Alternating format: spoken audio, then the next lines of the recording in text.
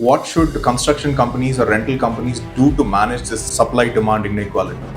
Can this model be replicated in emerging economies, and do you think that will work out? Do you think traditional rental houses, which is already built for renting, can they retrofit to fit into a build to rent model and increase their profits?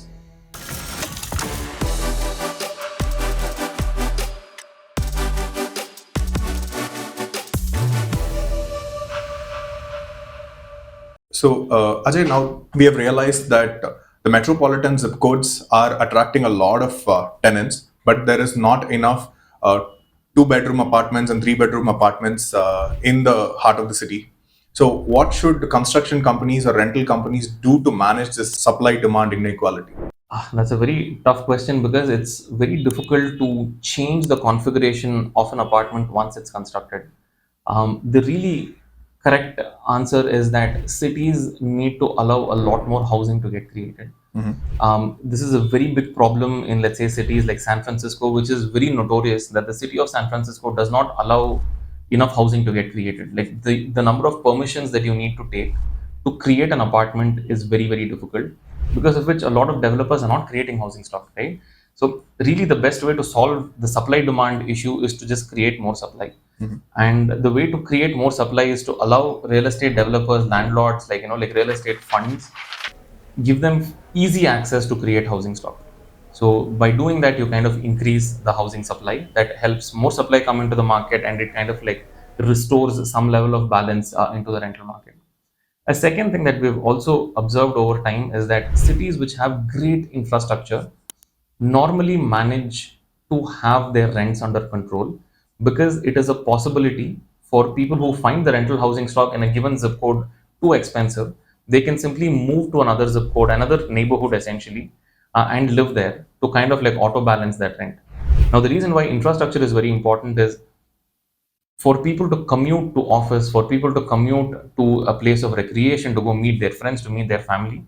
They want to stay centrally because typically central parts of the cities have great infrastructure, public transportation, great road infrastructure, etc. And that's the reason why they want to stay in the heart of cities, right?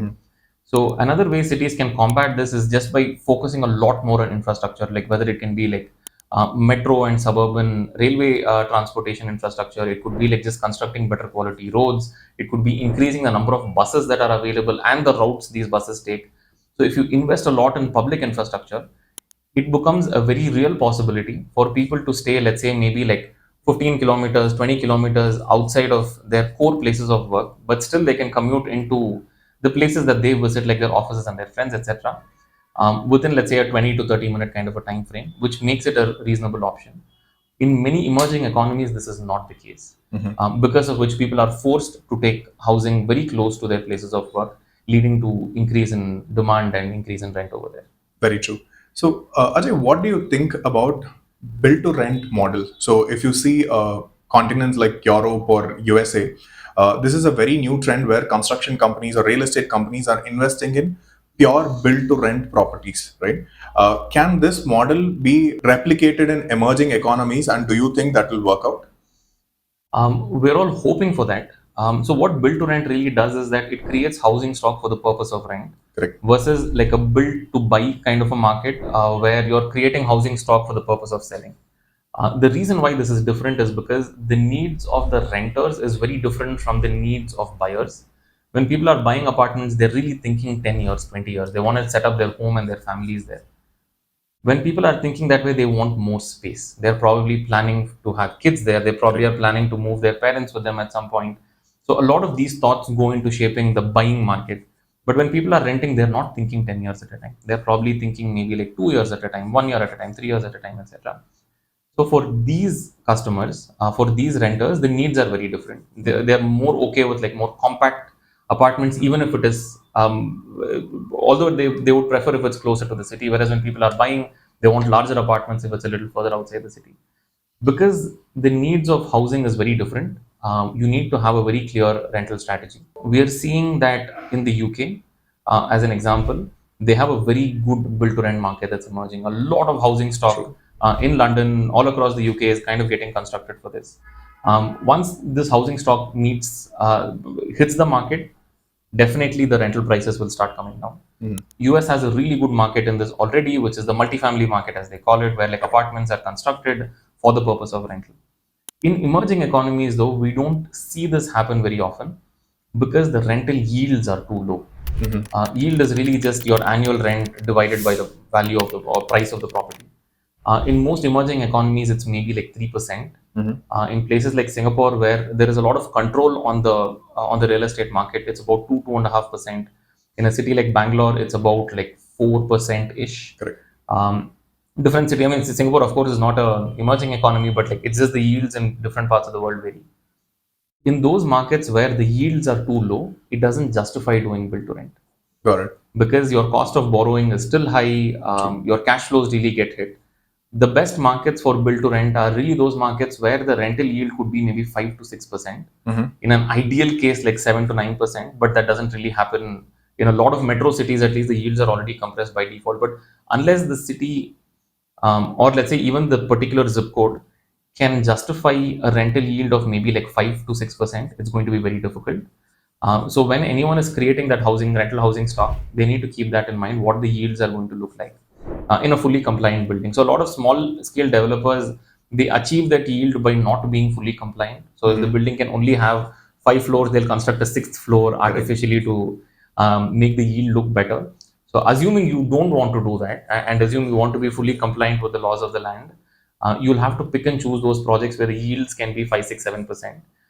And it's very difficult to do that in emerging economies. So although I hope that this changes, the current economics are not really supporting that. Understood. So now that the build to rent yields are not great, this could be a demotivating factor for construction companies or real estate developers. On another angle, do you think traditional rental houses, which is already built for renting, can they retrofit to fit into a build to rent model and increase their profits? There is a chance they can do that. A little difficult, but there is a chance. So I'll tell you what a real estate owner should think about when they're doing retrofits. First, they have to start with the absolute basics, which is it zoned to do this? Mhm.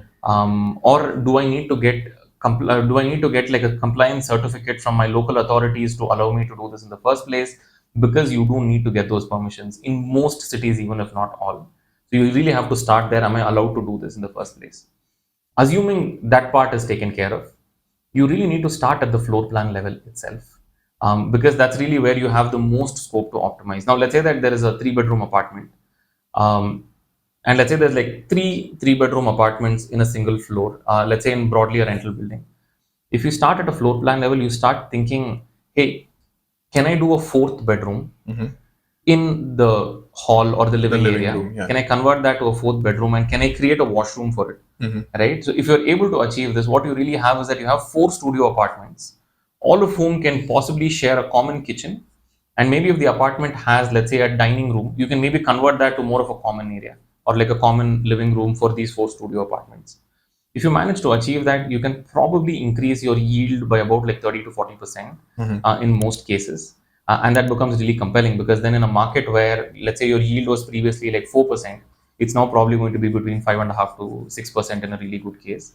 That makes a very strong case for you to do that. A second point that you should also keep in mind when doing these retrofits is that a normal three-bedroom apartment might have been focused on, let's say, the buyer demographic, in which Correct. case you're not really going to be doing a lot of the interiors yourself. You're not going to be doing furniture because people who want to buy, they want to do it themselves.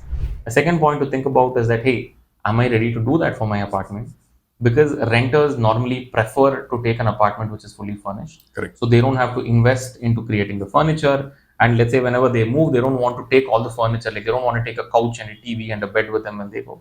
So that's a second area to possibly offer improvement where you do the full furniture and the fit outs. So it becomes a very easy no-brainer deal for like renters. They can just bring their suitcases and they can go. That's a second area that you can consider. Third option also to consider would be, do you want to add a layer of services Mhm. on top of all of this? Now, for example, can you provide Wi-Fi for your tenants who are staying in these studio apartments because you don't want four different people taking four different internet Connections, connections? yes. Can you like kind of like maybe like centralize AC for all of air conditioning for all of these units? So you can think about some of these like added on services, which becomes a win for the customer. So they don't have to take the headache of all of this. and invariably they end up paying a premium for the choice that they get. So these are all some points that landlords can keep in mind when they're doing this.